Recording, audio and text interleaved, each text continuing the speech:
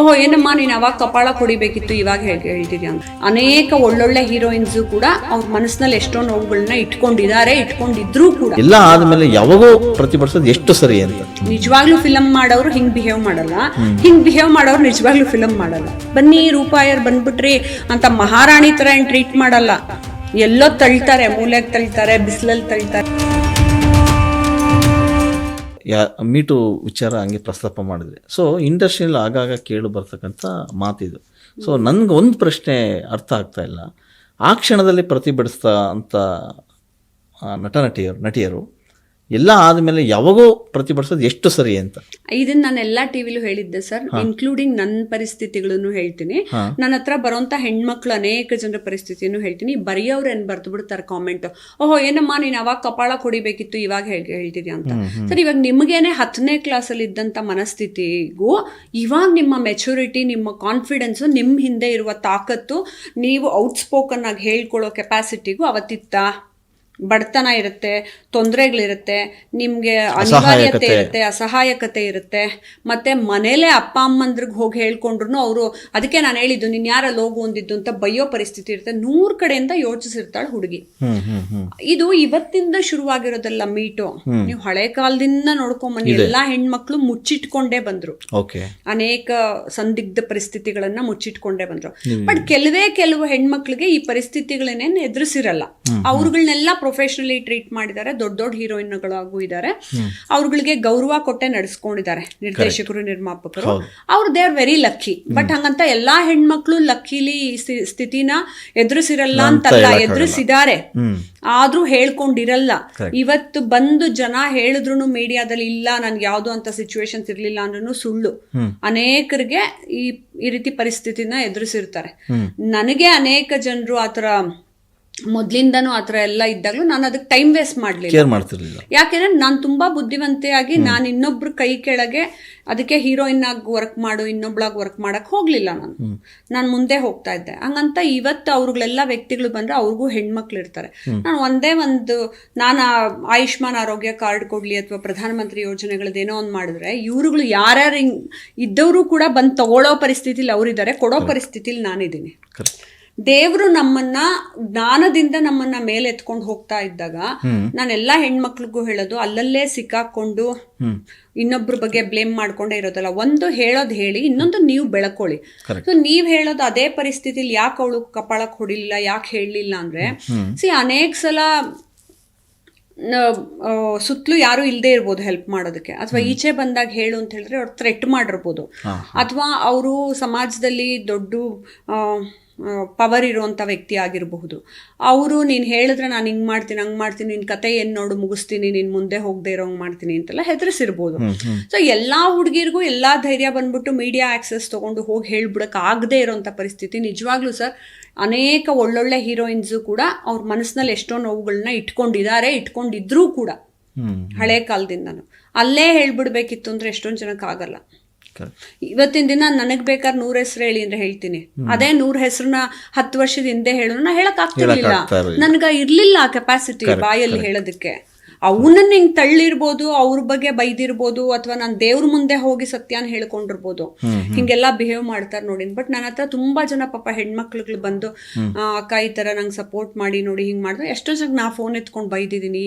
ಈ artist coordinators ಇರ್ತಾರೆ ನೋಡಿ, ಅವರು ಆರ್ಟಿಸ್ಟ್ಗಳಿಗೆ ಆಸೆ ತೋರಿಸ್ಬಿಟ್ಟು ನೀವ್ ಹಿಂಗ್ ಆಕ್ಟ್ ಮಾಡಕ್ ಬಂದ್ರೆ ನಾನು ಹಿಂಗ್ ಕೊಡ್ತೀನಿ ಅಂತ ಅವ್ರಿಗೆಲ್ಲ ಬೈದು ಚೇಂಬರ್ಗೆ ಹೋಗಿ ಬ್ಯಾನ್ ಮಾಡಿ ಅದೆಲ್ಲ ಮಾಡಿಸಿದ್ರು.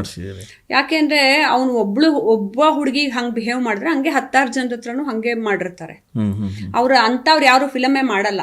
ನಿಜವಾಗ್ಲೂ ಫಿಲಂ ಮಾಡೋರು ಹಿಂಗ್ ಬಿಹೇವ್ ಮಾಡಲ್ಲ, ಹಿಂಗ್ ಬಿಹೇವ್ ಮಾಡೋರು ನಿಜವಾಗ್ಲೂ ಫಿಲಂ ಮಾಡಲ್ಲ. ಕರೆಕ್ಟ್. ತುಂಬಾ ಜನಕ್ಕೆ ರೂಪಾಯರ್ ಅವರ ಬಗ್ಗೆ ಒಂದು ಕನ್ಫ್ಯೂಷನ್ ಇದೆ. ಏನಂದ್ರೆ ನಿಮ್ಮ ಐಡೆಂಟಿಟಿ ಬಗ್ಗೆ. ವಾಟ್ ಐಡೆಂಟಿಟಿ ಅಂದ್ರೆ ರೂಪಾಯರ್ ನಿರ್ದೇಶಕಿನ, ನಿರ್ಮಾಪಕಿನ, ಹೋರಾಟಗಾತಿನ, ಅಥವಾ ಒಬ್ಬ ಕ್ಲಾಸಿಕ್ ಡ್ಯಾನ್ಸರ, ಅಥವಾ ಇನ್ನೆಲ್ಲಿ ರಾಜಕಾರಣಿನ, ಈ ಥರ ಒಂದು ವಿಧವಾಗಿ ನೀವು ಕೆಲಸ ಮಾಡ್ತಾ ಇಲ್ಲ.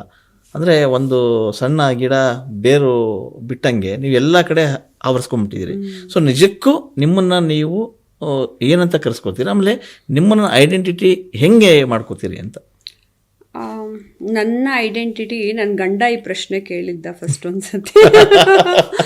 ನನ್ನ ಐಡೆಂಟಿಟಿ ನಂದೇ ಪ್ರೀತಿ ಅಂದೆ. ಎಲ್ಲಾದ್ರ ಬಗ್ಗೆನೂ ನನಗಿರುವಂತಹ ಪ್ರೀತಿ, ಅದು ಜೀವಾತ್ಮ ಆಗಿರ್ಲಿ, ಅದು ವಸ್ತು ವಿಚಾರ ಆಗಿರ್ಲಿ, ಅದು ಜ್ಞಾನ ಆಗಿರ್ಲಿ, ಅಥವಾ ಯಾರೋ ಬಡ ಮಕ್ಕಳಾಗಿರ್ಲಿ, ಅಥವಾ ಸಮಾಜದ ಸ್ಥಿತಿಗತಿಗಳಾಗಿರ್ಲಿ, ಅಥವಾ ಯಾವುದೋ ಕೊರೋನಾ ತರ ಸಿಚುವೇಶನ್ ಆಗಿರ್ಲಿ, ಯಾವುದೇ ಪಾಪಪ್ ಆದ್ರೂ ನಾನು ಫಸ್ಟ್ ಹ್ಯುಮ್ಯಾನಿಟಿಯಿಂದ, ಮಾನವೀಯತೆಯಿಂದ, ಪ್ರೀತಿಯಿಂದ ನೋಡ್ತೀನಿ. ಮತ್ ನಾನು ಎಲ್ಲಾ ಫೀಲ್ಡ್ಗೂ ಹೋಗೋದಕ್ಕೆ ಕಾರಣನು ಪ್ರಾಬಬ್ಲಿ ನನ್ನ ಹೋದ ಜನ್ಮದಿಂದ ನನಗದು ನಾನು ತಗೊಂಬಂದಂತ ಪೂರ್ವ ಪುಣ್ಯ ಆಗಿರ್ಬೋದು, ಪೂರ್ವ ಬ್ಯಾಡ್ ಕರ್ಮನೂ ಆಗಿರಬಹುದು. I mean to so many things ಎಲ್ಲ ಮಾಡ್ತಾ ಇರ್ಬೇಕಾದ್ರೆ ಎಲ್ಲಾ ಕಡೆ ಗೆಲುವು ಸಿಗತ್ತೆ ಅಂತಲ್ಲ, ಬಟ್ ಅದನ್ನ ಮುಗಿಸು ಅಂತ ಆ ಕರ್ಮಗಳನ್ನ ಮುಗಿಸಿನೇ ನಾನು ಹೋಗ್ಬೇಕು. ಸೊ ಅದಕ್ಕೆಲ್ಲದಕ್ಕೂ ನಂಗೆ ಆಧ್ಯಾತ್ಮಿಕವಾಗಿ ದೇವರು ತುಂಬಾ ಸಪೋರ್ಟ್ ಮಾಡಿದ್ದಾರೆ, ಜ್ಞಾನ ತುಂಬಾ ಸಪೋರ್ಟ್ ಮಾಡಿದೆ. ಸೊ ನನಗೆ ಬೇರೆಯವರು ಮಾನವೀಯತೆ ತೋರಿಸಿ ನನಗೆ ಎಜುಕೇಶನ್ ಕೊಡಿಸಿದ್ರೋ ಇಲ್ವೋ, ನನಗೆ ಆನ್ ಟೈಮ್ ಸಹಾಯ ಮಾಡಿದ್ರೋ ಇಲ್ವೋ, ನಾನು ಸೆಲ್ಫ್ ಸಿಂಪತಿ ತಗೊಳ್ಳದೆ ನನ್ನ ಹತ್ರ ಯಾರ ಬೇರೆಯವರು ಬಂದ್ರೆ ಅವರೆಲ್ಲರಿಗೂ ನಾನು ಆನ್ ಟೈಮ್ ಹೆಲ್ಪ್ ಮಾಡ್ತೀನಿ. ಯಾಕೆಂದ್ರೆ ನನ್ನ ಜೀವನದಲ್ಲೇ ನನಗೆ ಯಾರು ಆನ್ ಟೈಮ್ ಹೆಲ್ಪ್ ಮಾಡಬೇಕು ಅಂತ ಬಂದಿರಲಿಲ್ಲ. ಸೊ ಅದಕ್ಕಾಗಿ ನಾವು ಜೀವನನ ಏಳು ಬೀಳು ನೋಡಿ ನೋಡಿ ನೋಡಿ ನೋಡಿ ಕಲ್ತ್ಕೊಳ್ತಾ ಹೋದ್ವಿ. But classical dance, instrument play ಮಾಡ್ತಿದ್ದೆ, ಮತ್ತು ಇದಕ್ಕೆಲ್ಲ ಎಲ್ಲ ಡಿಪಾರ್ಟ್ಮೆಂಟು, ಎಲ್ಲ ಇಂಡಸ್ಟ್ರಿ. ಇವಾಗ ನಾನು ಫಿಲಮ್ ಮಾಡಿದ್ರು ಅಷ್ಟೇ, ಆರ್ಟು ನಾನೇ ಮಾಡ್ತೀನಿ, ಕಾಸ್ಟ್ಯೂಮ್ ನಾನೇ ಮಾಡ್ತೀನಿ, ಇಷ್ಟ ಅದೆಲ್ಲ, ಫೈಟು ನಾನೇ ಮಾಡ್ಸಕ್ ಹೋಗ್ತೀನಿ.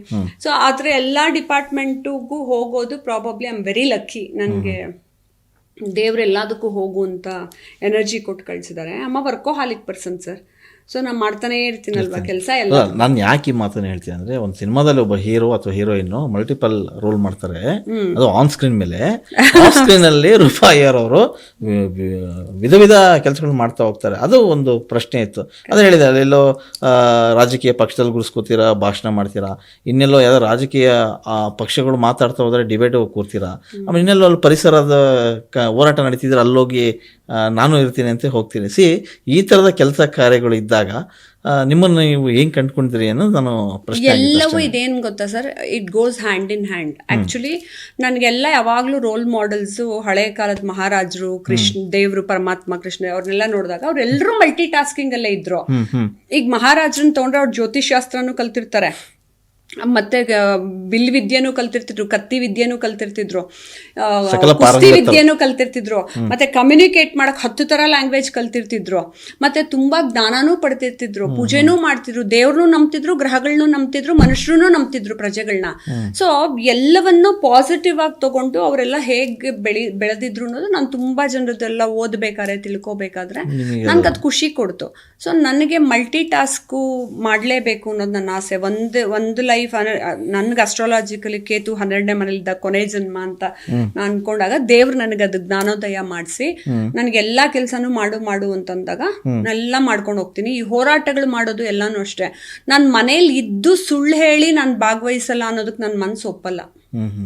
ನೀ ಮನೇಲೇ ಇದೆಯಾ, ಹೋಗು ಹೋರಾಟಕ್ಕೆ ಅನ್ನತ್ತೆ ದೇವ್ರು. ಸೊ ನನ್ನ ಎನರ್ಜಿ ಅದನ್ನು ನಾನು ದೇವ್ರು ಅನ್ಕೋಬಹುದು, ಎನರ್ಜಿ ಅನ್ಕೋಬಹುದು, ಇನ್ನೊಂದು ಅನ್ಕೋಬಹುದು. ಸೊ ನಾನು ಎಲ್ಲ ಕಡೆ ಹೋರಾಟಕ್ಕೂ ಅದಕ್ಕೆ ಹೋಗ್ತೀನಿ. ಪಾಲಿಟಿಕ್ಸ್ ಅನ್ನೋದು ಕೂಡ ಅಗೇನ್ ಇಟ್ಸ್ ಇಂಟರ್ಲಿಂಕ್ಡ್. ಈಗ ಆಧುನಿಕ ಯುಗದಲ್ಲಿ ಅದನ್ನ ರಾಜನೀತಿ, ಪಾಲಿಟಿಕ್ಸ್ ಅಂತ ನಾವು ಹೆಸರು ಕೊಟ್ಟಿರಬಹುದು, ಆದರೆ ಹಳೆ ಕಾಲದಿಂದನೂ ನಮ್ಮ ಸಮಾಜವನ್ನ ನಾವು ಕಟ್ಕೋಬೇಕು, ನಿರ್ಮಿಸ್ಬೇಕು, ಮತ್ತೆ ನಾವು ಒಬ್ಬರನ್ನ ರೆಪ್ರೆಸೆಂಟ್ ಮಾಡಬೇಕು, ಒಬ್ರಿಗೆ ವಾಯ್ಸ್ ಆಗಬೇಕು. ಇವಾಗ ಮೀಟುದೇ ಮಾತಾಡಿದ್ವಿ, ಆ 100 ಜನರಿಗೆ ಒಬ್ರು ವಾಯ್ಸ್ ಎತ್ತಿ ಮಾತಾಡೋರು ವಾಯ್ಸ್ ಆಗಬೇಕು ಅಂತಂದಾಗ್ಲೂ ಮನೇಲಿ ಬೆಚ್ಚಗೆ ಕೂತ್ಕೊಳ್ದೆ ಅನೇಕ ಜನ ಹೆಣ್ಮಕ್ಳು ಎದ್ದು ಬಂದು ಕೆಲಸ ಮಾಡಬೇಕು. ಆಮೇಲೆ ಎಲ್ಲಾ ಕಡೆ ಏಳು ಬೀಳುಗಳಿರುತ್ತೆ. ನೀವು ಹೋಗ್ತಾ ನಿಮ್ಗೆ ಹಾರ ಹಾಕ್ಬಿಟ್ಟು ವೆಲ್ಕಮ್ ಮಾಡ್ಬಿಟ್ಟು ಬನ್ನಿ ರೂಪಾ ಅಯ್ಯರ್ ಬಂದ್ಬಿಟ್ರಿ ಅಂತ ಮಹಾರಾಣಿ ತರ ಏನ್ ಟ್ರೀಟ್ ಮಾಡಲ್ಲ. ಎಲ್ಲೋ ತಳ್ತಾರೆ, ಮೂಲೆಗೆ ತಳ್ತಾರೆ, ಬಿಸಿಲಲ್ಲಿ ತಳ್ತಾರೆ, ಮುಂದೆ ಏನು ಫ್ರಂಟ್ ಎಂಡ್ ಅಲ್ಲಿ ನಿಲ್ಸಲ್ಲ ಲೀಡರ್ ಅಂತ. ಬಟ್ ಆದ್ರೂ ನಿರಂತರವಾಗಿ ನಾವು ಸತ್ಯತೆಯಿಂದ ಮಾಡ್ತಾನೇ ಹೋಗ್ಬೇಕು ಕೆಲಸ. ಎಲ್ಲ ಸರಿ ರೂಪಾ ಅಯ್ಯರ್ ಅವರಿಗೆ ಈ ಆಧ್ಯಾತ್ಮದ ಬಗ್ಗೆ ಒಲವು ಯಾಕೆ ಬಂತು, ಹೇಗ್ ಬಂತು ಅಂತ? ಪ್ರಾಬಬ್ಲಿ ಚಿಕ್ಕ ವಯಸ್ಸಿಂದಾನೇ ಇತ್ತು, ಅಂದ್ರೆ ಹೋದ ಜನ್ಮದಿಂದಾನೇ ಇತ್ತು. ಚಿಕ್ಕ ವಯಸ್ಸದಲ್ಲೇ ರಿಯಲೈಸ್ ಆಯ್ತು. ನಾನು ಚಿಕ್ಕ ವಯಸ್ಸಲ್ಲಿ ಬೆಳ್ಳೂರಿಂದ ಅರಸೀಕೆರೆಗೆ ಡ್ಯಾನ್ಸ್ ಕಲಿಯಕ್ಕೆ ಹೋಗ್ತಾ ಇದ್ದೆ 3 ಗಂಟೆಗಳ ಕಾಲ ಬಸ್ಸಲ್ಲಿ, ಗೌರ್ಮೆಂಟ್ ಬಸ್ಸಲ್ಲಿ ಕೂತ್ಕೊಂಡು ಎಲ್ಲ. ಆ ಟೈಮಲ್ಲಿ ನನಗೆ ರಾತ್ರಿ ಹೊತ್ತೆಲ್ಲ ಲೇಟ್ ಆದರೆ ನಮ್ಮಮ್ಮ ಚಾಮುಂಡೇಶ್ವರಿನ ಜ್ಞಾಪಿಸ್ಕೋ, ಪೂಜೆ ಮಾಡ್ಕೊ ಅಂತೆಲ್ಲ ಹೇಳೋರು. ಅವಾಗ ಅವಳು ಲಿಟ್ರಲಿ ನನ್ನ ಪಕ್ಕ ಬರ್ತಿದ್ದಾಳೆ. ಆ ಚಿಕ್ಕ ಹುಡುಗಿರಾಗಿದ್ದಾಗ್ಲೂ 6ನೇ ಕ್ಲಾಸಲ್ಲಿ ಭಯ ಆಗೋದಲ್ವಾ, ಕಂಡಕ್ಟರ್ ಏನೋ ಬಂದು ಮುಟ್ಕೊಂಡ್ಬಿಡ್ತಾನೆ, ಇಲ್ಲಿ ಯಾರೋ ಕೂತಿರೋರು, ಬಸ್ಸಲ್ಲಿ ಕೂತಿರೋರು ಏನೋ ಮಾಡ್ಬಿಟ್ರೆ ನನ್ನ ಅನ್ನೋದೆಲ್ಲ ಭಯಗಳಿರುತ್ತಲ್ಲ. ಅವಾಗಿಂದ ನನಗೆ ದೇವ್ರಿದ್ದಾರೆ ಅನ್ನೋದು ಗೋಚರ ಆಗಕ್ಕೆ ಶುರು ಆಗ್ತಿತ್ತು. ಮತ್ತು ತುಂಬ ಗಣಪತಿ ಪೂಜೆ ವ್ರತಗಳೆಲ್ಲ ಮಾಡ್ತಾ ಇದ್ವಿ. ಸೊ ಆಗಿಂದ ಅದು ಅಧ್ಯಾತ್ಮದಲ್ಲಿ ಭಕ್ತಿಲಿದ್ದೆ. ಆಮೇಲೆ ಹೋಗ್ತಾ ಹೋಗ್ತಾ ಹೋಗ್ತಾ ನಾನು ಅಮೆರಿಕಾಗೆ ಹೋದಾಗ ನನ್ನ ಗಾಡ್ ಪೇರೆಂಟ್ಸು ರವಿ ರಾಜಗೋಪಾಲ್, ಗಾಯತ್ರಿ ರವಿ ಅವರು ಭೇಟಿ ಮಾಡಿದಾಗ ಅವರೇ ನನ್ನ ಗುರು ಸಮಾನರು. ಅವರು ನನಗೆ ರವಿ ಅವರು ಎಲ್ಲ ಹೇಳ್ಕೊಡ್ತಾ ಹೋದ್ರು, ಭಗವದ್ಗೀತೆ, ಜ್ಞಾನ, ಫಿಲಾಸಫಿ ಕಲಿಯೋದನ್ನು ನಂಗೆ ಇನಿಷಿಯಲಿ ತುಂಬ ಕಷ್ಟ ಆಗಿತ್ತು. ಯಾಕಂದ್ರೆ ನನ್ನ ತಲೆಗೆ ಹೋಗ್ತಿರ್ಲಿಲ್ಲ. ಅಂದರೆ ಭಕ್ತಿಲಿದ್ವಿ, ಪೂಜೆ ಮಾಡ್ತಿದ್ವಿ, ಹಬ್ಬ ಮಾಡ್ತಿದ್ವಿ. ಬಟ್ ಈ ಕಾಂಪ್ಲಿಕೇಟೆಡ್ ನಿಮಗೆ ಭಗವದ್ಗೀತೆ, ಉಪನಿಷತ್ಸ್ದೆಲ್ಲ ನಿನ್ನ ಅಳವಡಿಸ್ಕೊಂಡು ಜೀವನದಲ್ಲಿ ನಡ್ಕೋಬೇಕು ಅಂದಾಗ ತುಂಬ ಕಷ್ಟ ಆಗ್ಬಿಡುತ್ತೆ. ತ್ರೈಗುಣಗಳನ್ನೆಲ್ಲ ಇದನ್ನೆಲ್ಲ ಕಲ್ತ್ಕೊಳ್ತಾ ಹೋದಾಗ ಒಂದೊಂದೇ ಪರಿಪಕ್ವತೆ ಬರ್ತಾ ಹೋಗುತ್ತೆ. ಜೀವನದಲ್ಲಿ ಕಷ್ಟ ಬಂದಷ್ಟು ಒಳ್ಳೇದೇ. ಆಕ್ಚುಲಿ ಕಷ್ಟ ಬಂದಷ್ಟು ನಾವು ತುಂಬಾ ಕಲಿತಾ ಹೋಗ್ತೀವಿ. ಕರೆಕ್ಟ್. ತುಂಬ ಖುಷಿ ಆಗ್ತಾ ಇದೆ. ಯಾಕೆಂದರೆ ಇವತ್ತು ಎಷ್ಟೋ ಜನ ಮಹಿಳೆಯರು ಹೇಳ್ತಾ ಇದ್ರು, ನನಗೆ PCOD ಪ್ರಾಬ್ಲಮ್ ಇತ್ತು ಸರ್, ಥೈರಾಯ್ಡ್ ಪ್ರಾಬ್ಲಮ್ ಇತ್ತು ಸರ್, ಆರಾಮಾಗಿ ನಾನು ಸಣ್ಣ ಆದೆ ಸರ್, ತುಂಬ ಥ್ಯಾಂಕ್ ಯು ಅಂತ ಎಷ್ಟೋ ಜನ ಹೇಳ್ತಾ ಇದ್ರು.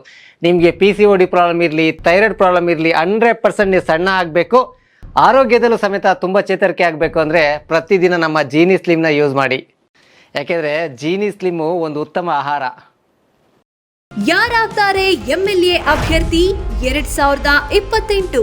ಶೀಘ್ರದಲ್ಲೇ ಪ್ರತಿದಿನ ಒಂದೊಂದು ಕ್ಷೇತ್ರದ ಟಿಕೆಟ್ ಆಕಾಂಕ್ಷಿಗಳ ಸಂಪೂರ್ಣ ಮಾಹಿತಿ ಪೊಲಿಟಿಕಲ್ ಜರ್ನಲಿಸ್ಟ್ KM ಶಿವಕುಮಾರ್ ಅವರಿಂದ.